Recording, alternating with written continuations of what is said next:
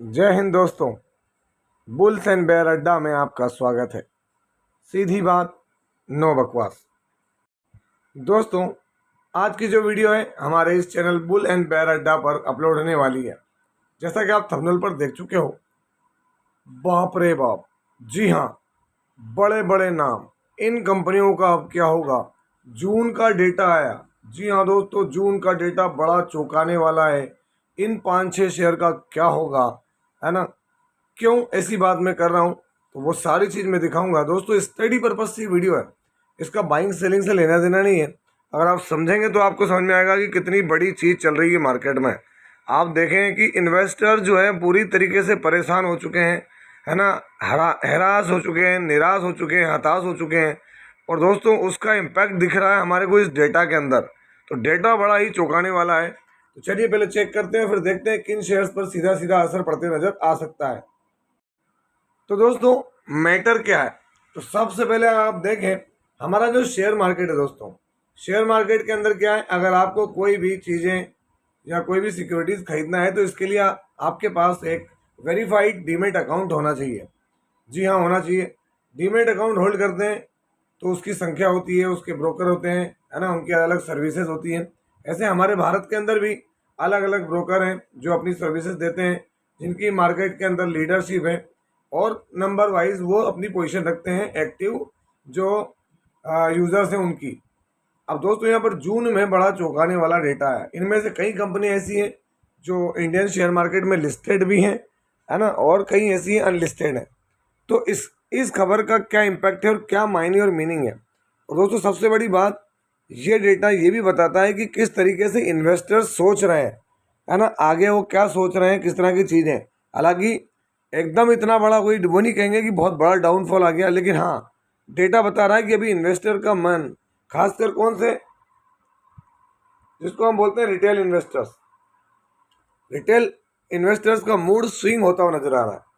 क्या स्विंग होता हुआ नजर आ रहा है, तो आप देख सकते हैं यहाँ पर Indian stock market active user base has decline from peak.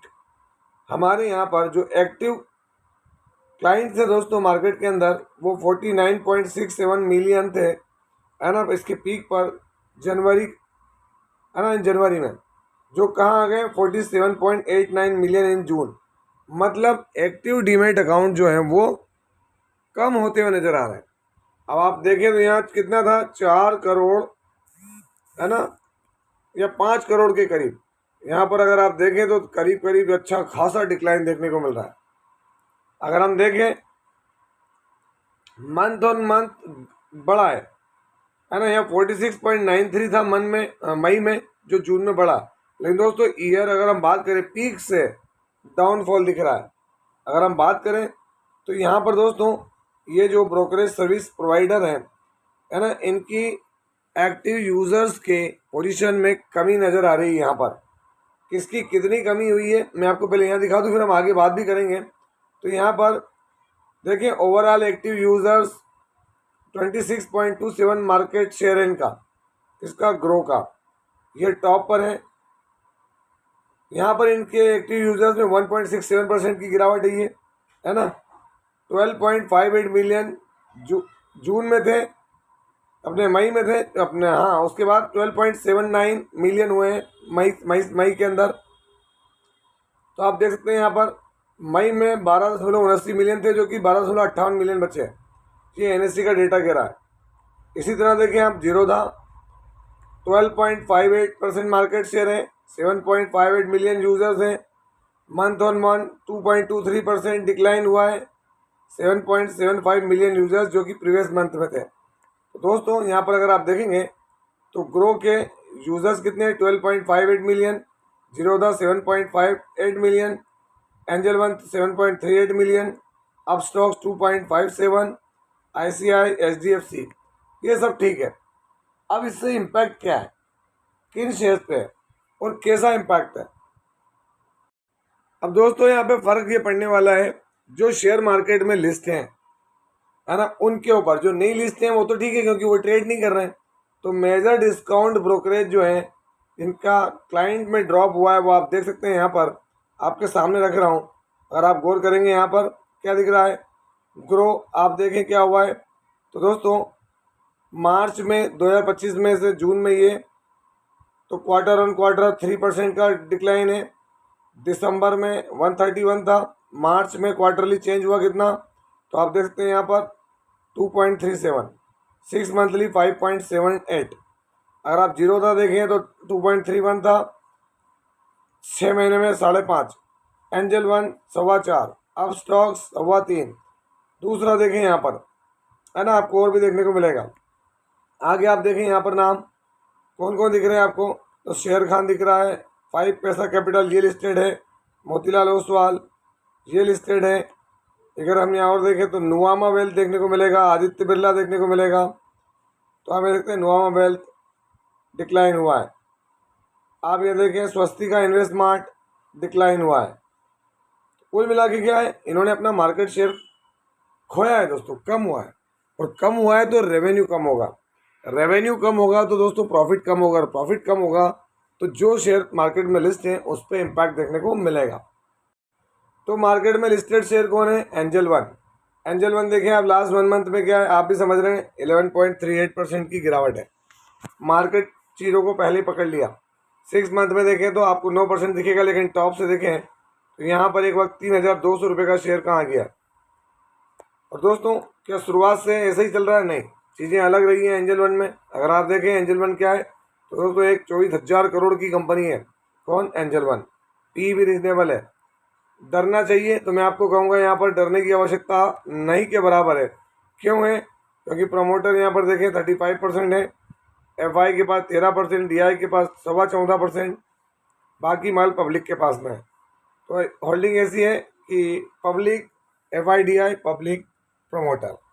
तो यहाँ पर अगर हम बात करें बैलेंस शीट देख लें, रिजर्व्स हैं कंपनी के पास, तो सॉलिड रिजर्व्स हैं दोस्तों 5,000 करोड़ के। बोरोइंग भी है।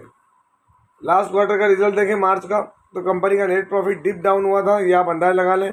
और इसलिए मैं आपको बता भी रहा हूँ ये वीडियो बनाकर कि अभी फिर इनके क्लाइंट में गिरावट आई है। तो दोस्तों सेबी के नॉर्म्स और जो पाबंदियाँ लग रही है उसका इम्पैक्ट इन डिस्काउंट ब्रोकरेजेस पर पड़ता हुआ नज़र आ रहा है, तो ध्यान से चलें आगे। दोस्तों यहाँ पर इसी कड़ी में दूसरा शेयर नुवामा वेल्थ मैनेजमेंट है। इससे पहले भी हमने देखा था, चीज़ें आई थी, इनका बहुत सारी जो जान स्ट्रीट वाले मीटर था वहाँ पर भी हमने देखा था। अगर आप देखें तो यहाँ 1 मंथ में आपको दिखेगा जान स्ट्रीट वाला इम्पैक्ट। यहाँ पर आप देखें क्या हुआ था, अगर आप गौर करेंगे तो आपको दिखेगा 11-12% ऊपरी लेवल से टूटा था।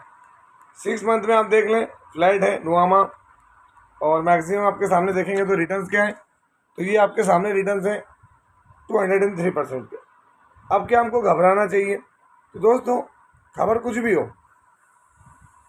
शेयर होल्डिंग पैटर्न देख लें आप।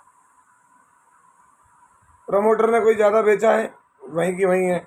माल 6.5% था एफआई के पास, जो कि अब हो गया कितना, 16.5%। तो ये विश्वास की तरफ इशारा है। डीआई के पास बहुत छोटा माल था जो कि 5 से 6% हो गया दोस्तों। और एक वक्त में 36% की होल्डिंग थी पब्लिक की, जो कि बढ़ के 22 से 23% हो गई है, जो कि गिर के कम हुई है। मतलब सीधी बात है, पब्लिक ने माल बेच दिया और लोगों ने खरीद लिया यहाँ पर। अब देखें रिजर्व्स हैं क्या, इनके पास रिजर्व्स हैं, लेकिन बोरोइंग भी इनके पास है। लास्ट क्वार्टर में देख लें कंपनी के पास क्या नेट प्रॉफिट था, तो आप देखें 255, 252, 257, 221। कहीं ना कहीं ये सिग्नल है कि अभी कंपनी के ऑपरेशंस में प्रॉब्लम्स आ रही हैं रेवेन्यू के अंदर, प्रॉफिट में। क्योंकि दोस्तों जो मार्जिन है उस पर भी असर देखने को मिलता है यहाँ पर, ऐसा नहीं कि नहीं है।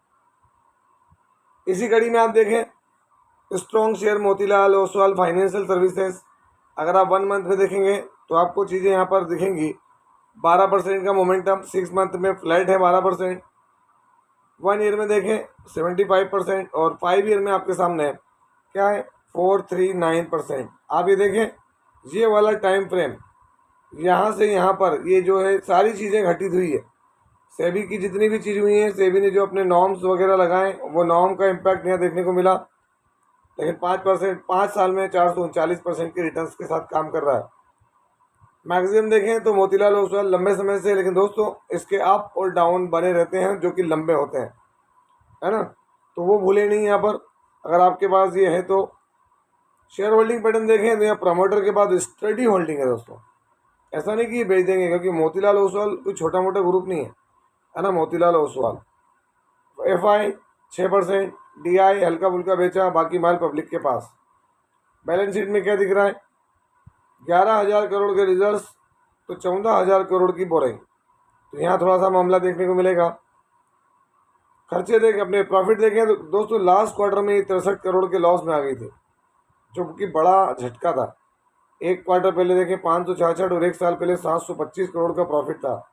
तो ये चीज़ क्यों हुई है, तो सेबी के नॉर्म्स और सेबी की तरफ से पड़ा जो लट पड़ा है, उस लट का इम्पैक्ट है।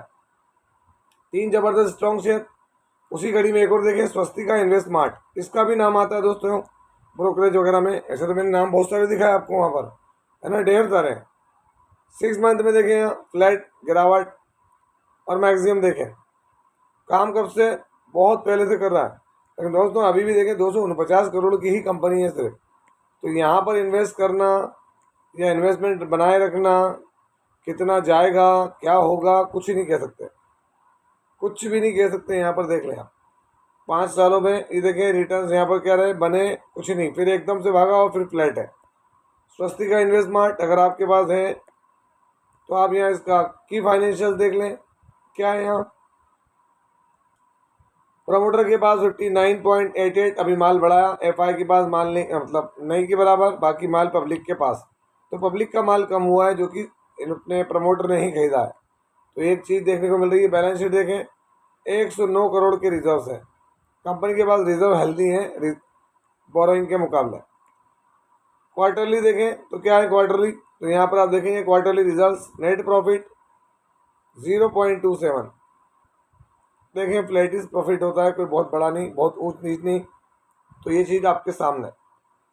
इसके बाद 5 पैसा कैपिटल अगर आप देखें तो यहाँ पर आपको क्या दिख रहा है, वनडे में गिरावट है, 1 मंथ में देखें फ्लैट, 6 मंथ में गिरावट, 1 ईयर में कोई रिटर्न नहीं, ऊपरी लेवल से गिरावट। जो कि यहाँ पर देखें आप एक वक्त में क्या था 570 वहाँ से गिरा और मैक्सिमम 81% की रिटर्न है। तो दोस्तों ऑलरेडी ये मार खा खा के बैठा हुआ है हर तरफ से, एक तरीके से कहें तो ट्रेडिंग स्टॉक के रूप में है। लेकिन खबर है तो आपको बता रहा हूँ चीज़ें कि यहाँ पर इन शेयर्स पर असर पड़ सकता है। और भी है आदित्य बिरला, है ना, जो ग्रुप की जो कंपनी है वो भी इसमें काम करती है ब्रोकरेज में, उस पर ध्यान रखें। चीज़ें थोड़ी सी इनके लिए नहीं है, इससे ही मालूम पड़ रहा है कि अभी इन्वेस्टर्स का मूड थोड़ा सा स्विंग हो गया, दूसरी तरफ वो और सोच रहे हैं, विचार कर रहे हैं, है ना। ये चीज़ हमारे पास क्लियरली हमको हिंट है कि भाई देखें कैसे प्रॉफिट गिरा है कंपनियों का। तो ये बना रहेगा और कहाँ पर किस तरह के मूव होने चाहिए वो स्टडी बनाने में हमको यहाँ हेल्प मिलेगी। तो ये था वीडियो, कैसा लगा? यदि वीडियो अच्छा लगा हो तो इस वीडियो को लाइक करें, शेयर करें और प्लीज़ चैनल को सब्सक्राइब करना ना भूलें। दोस्तों ये कोई बाइंग और सेलिंग रिकमेंडेशन नहीं है, इसलिए किसी भी स्टॉक को बाय और सेल करने से पहले अपने फाइनेंशियल एडवाइजर से जरूर संपर्क करें। आपसे मिलता हूँ इसी तरह के एक और बेहतरीन वीडियो के साथ, तब तक के एंजॉय योर प्रॉफिट। जय हिंद, जय भारत।